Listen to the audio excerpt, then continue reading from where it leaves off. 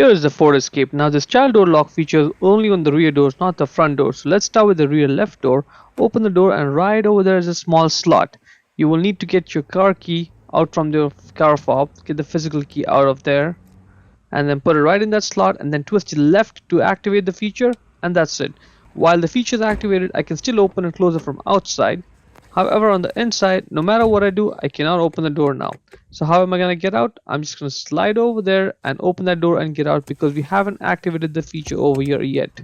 Now open the left door from outside, put the key back in there and then twist your right to deactivate the feature. I can open it back from outside just like normal, and on the inside I can open it as well.